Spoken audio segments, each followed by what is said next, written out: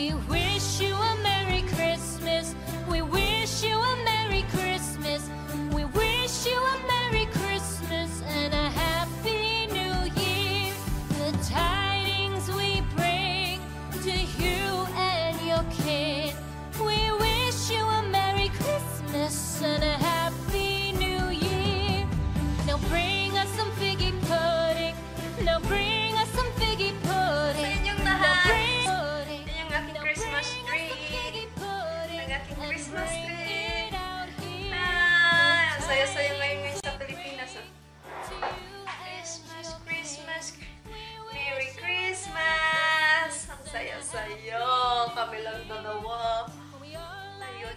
Yung mga regalo namin nakahubad. Kasi wala kaming wrapper. Naubusan na kami ng pambalot kaya yung iba nakahubad. Iregalo pa naman namin yung sa New Year pa yung darating yung mga bisita namin. Kaya makabili pa kami. Ito lang handa namin, magra-raclette. Meron kaming hipon, tapos karning baka, tapos chicken, casey, cheese, and then prosciutto. Yan, yung baguette. And yung ito salmon, laks, squid ball. Kasi nung pumunta kami ng Asia store, bumili ako niyan. And may gulay, broccoli, zucchini, mushroom. Tapos mayroon ako doong parang marinade na kaning baboy. Parang maiba naman.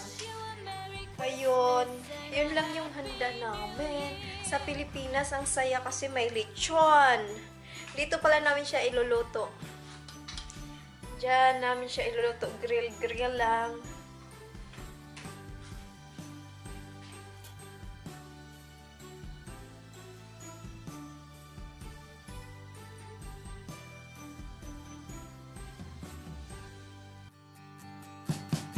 We wish you a Merry Christmas. We wish you a Merry Christmas. We wish you a Merry Christmas and a Happy New Year. The tidings we bring to you and your kid. We wish you a Merry Christmas and a Happy New Year. Now bring us some figgy pudding. Now bring us some figgy pudding. Now bring us some figgy pudding. Hello! Merry Christmas ulit! Katatapos lang namin kumain. Ngayon, naisipan kong gawin yung tan na tinag sa akin ni Tambayan ni Chay. Hi, Chay! Merry Christmas sa'yo! Salamat sa tag. Pasensya na at ngayon ko lang nagawa to. Ito ang tamang time. Talagang Paskong Pasko, nagagawin ko itong Christmas tag. Maraming salamat, Chay, at Merry Christmas sa'yo. Pero bago ko sagutin yung mga tanong, gusto ko munang basahin itong pinadala sa akin ni Pinay ako. Pinadalhan niya ako ng Christmas card. Ang sweet. Oh, Merry Christmas sa inyong lahat. Oh, natouch ako nung dumating. Sabi ko, to Luis and Maylene and family, thank you very much and Merry Christmas and Happy New Year. Maraming salamat. Pinadalhan talaga niya akong card. So, basahin natin. Nung dumating siya, may sira na siya. Oh, nasira na siya. Grabe pagkadikit, oh. Siguro ang daming laway nitong nilagay kasi grabe ang dikit, eh. Nasira. Sayang naman. Ayaw ko siyang... Para itago ko siya, remembrance ko sa kanya. Maraming salamat sa'yo. Oh, ito, Merry Christmas. May family picture. Ang cute. Ang cute. Maraming salamat. Excited ako. Ang cute. Basahan natin ang kanyang sulat. Oh, ang haba ng sulat. To see smile on Eric and Eric, simply joys, little pleasures, laughter and smile in a big measures. Friends and family, togetherness, love. The choicest blessings from above. Peace, prosperity, and happiness too. All this and more are my wishes for the both of you. Good friends are hard to find, harder to live, and impossible to forget. I just wanted to say thank you and that it's been a pleasure to know you and your friendship and treasure forever. Greetings from our family to yours. Merry Christmas and Happy New Year. Love, Luis and Maylin and kiddos. P.S. Hope you like our family photo. Thanks for being such a wonderful friend. Oh, sweet, sweet. Oh, naano naman ako, kinalabutan ako. Ah, naano, salamat Maylin and Luis. Thank you so much.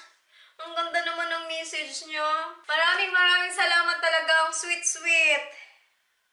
Oh, hindi ako makaano sa message niya.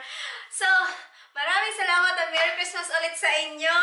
Sagutin na natin ang Christmas tag na tinag sa akin ni Tambayan ni Chai. Merry Christmas ulit, Chai, at thank you sa tag na to. Question number 1 is, what is your favorite Christmas film or movie? Wala naman akong favorite, kasi tuwing Christmas, nanonood kami ng movie. Ngayon nga, ang dami naming inupahan ng movie. Bagong movie, bagong labas ngayon. Panunuorin namin mamaya, katapos namin kumain. Sabi ko, mag-film muna ako, tapos mamaya manunood kami. Kahit ano naman, kung ano lang meron dyan. Number 2, have you ever had a white Christmas? Oo, ngayon lang Christmas na hindi siya white Christmas. Hindi siya nag-snow. Nakakapanibago na Christmas na wala siyang snow. Kasi lagi mong nararanasan tuwing Christmas, talagang may snow. So, number 3, where do you usually spend your holidays? Tuwing Christmas, dito lang kami sa bahay. Tuwing New Year, nasa bakasyon kami. First time namin ngayong New Year na dito kami mag-New Year sa bahay kasi may mga bisita kaming in-invite. Kasi ayaw ko mag-New Year na kami lang dalawa, kaya umaalis kami, nagbabakasyon kami. Kaya buong taon, lakwatsera kasi layasan kami. To New Year, Munich, nag-New Year kami doon sa Munich sa friend ko, and then January 1, nasa Austria kami sa Salzburg, Austria, doon kami palaboy-laboy. O, sa ngayong New Year nga marami kaming bisita, kaya sobrang busy ako. December 29 hanggang January 2, nandito sila sa bahay, kaya sobrang busy ako. Hindi ako makaasyadong makapag-YouTube or makapanood ng mga videos ninyo, pasensya na. Number 4, what is your favorite Christmas song? Christmas in Our Hearts. Hindi ako marunong, hindi ko siya kabisado, pero pag naririnig ko yung song, gustong-gusto ko siya. Number 5, do you open any presents on Christmas Eve? Oo, si Eric lang naman nagbibigay sa akin. Wala namang ibang nagbibigay sa akin. So, isang regalo lang yung natatanggap ko. Yung mga friends ko, nagpapadala sila mga cards. Yun. 6, can you name all Santa's reindeer? Hindi ko sila kilala kasi hindi rin naman nila ako kilala. Kaya hindi kami magkakilala. Sino ba sila? Si ano pala? Rodolph the Red-Nosed Reindeer. Yun, isa lang nakilala ko. Number 7, what holiday tradition are you looking forward the most this year? Gusto ko sana yung sa atin, yung may biko, tapos may video okay, kantahan. Ang saya-saya lang dito kasi wala. Hindi ko na ano yan dito ng Christmas. Kami lang kasi ni Eric, dalawa laging nagki-Christmas Number 8, is your Christmas tree real or fake? Ayan, itsura niyan, fake naman yan. Hindi naman totoo. Ayoko ng totoo kasi, una, mahal. Pangalawa, problemado ka pa kung saan mo itapon pagkatapos. Hindi ka naman basta-basta nagtatapon dyan sa basurahan na malaking kahoy. So, at saka hindi mo siya ma-enjoy kasi before Christmas or December 23 or 22 sila naglalagay ng Christmas tree o mas maga konti, hindi mo siya masyadong ma-enjoy sa atin nga. September pa lang naglalagay na ng Christmas tree. So gusto ko ng fake kasi nga pang matagalan na, pang habang buhay, pang matandaan na itong Christmas tree na to. O tipid ka pa, di ba? Hindi ka pa magproblema kung saan mo itapon. Number 9, what is your all-time favorite holiday food and sweets? Gusto ko yung graham. Sarap nun. Tapos, gusto ko talaga biko, suman. Gusto ko sa New Year, meron akong biko. Kaya lang, hindi naman ako marunong. Sinubukan ko siya. Pinanood ko siya sa YouTube. Ang nangyari, yung expectation versus reality. Yung in-expect ko na gano'n, masarap na. Kasi parang ang sarap. Tapos, yung naluto na, parang hindi naman masarap. Hindi kasi ako mahilig magluluto, kaya wala akong tiyaga sa magluluto ng ganun-ganun. Gusto ko lang pang madali ang luto. So number 10, be honest. Do you like giving gifts or receiving gifts better? Ako laging nagbibigay. Walang nagbibigay sa akin. Nung bata pa ako, nung kabataan ko, nung bata pa talaga ako, wala talagang nagbibigay sa akin. Diba sa probinsya, tuwing December 25, yung mga bata doon, pumupunta sa bahay-bahay, pumupunta sila sa mga ninong at ninang nila. Diba nanghihingi sila ng pang-Christmas, tapos binibigyan sila ng pera. Sa akin, wala. Hindi yata ako bininyagan. Wala kasing nagbibigay sa akin. So, tuwing Christmas, ang nagbibigay lang sa akin, si mama ko, binibigyan lang ako 5 piso or 10 piso. Kasi wala akong ninong at ninang. Patay na daw kasi sila, kaya walang nagbibigay. Hanggang ngayon, ako pa rin yung nagbibigay. Ako ang laging nagbibigay. Mas magandang ikaw lagi nagbigay kaysa ikaw ang tumatanggap lagi. Number 11, what is the best Christmas gift ever you receive? The best Christmas gift? Siguro the best Christmas gift na na-receive ko is tuwing Christmas, healthy at magkasama kaming mag-asawa. Yun ang the best Christmas gift tuwing Christmas na natatanggap ko is yung asawa ko. Number 12, what would be your dream place to visit for holiday seasons? Gusto ko sa Switzerland. Dream ko makapag-holiday sa Switzerland. Ayaw naman kasi pumunta ni Eric ng Switzerland ng summer. Mas maganda daw pag winter. So, gusto ko siya ituon ng Pasko o di kaya New Year sa Switzerland. Sana makapunta ako ng Switzerland. So, number 13, are you a pro present wrapper or do you feel miserable? Hindi ako marunong kasi para siyang nilamutak na inapak-apakan na hindi ko siya maintindihan. Hindi ako marunong magbalot. Kaya ang binibili ko, yung nakabag na itip mo lang yung bunganga. Tapos si Eric kasi magaling siya, nagbabalot ako, hindi marunong. So, number 14, what is your most memorable holiday moments?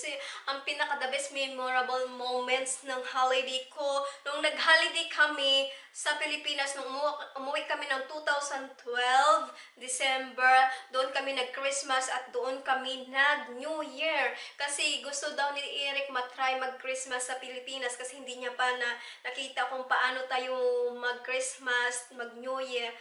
Yun, itinoon namin na doon kami nag-Pasko, doon kami nag-New Year.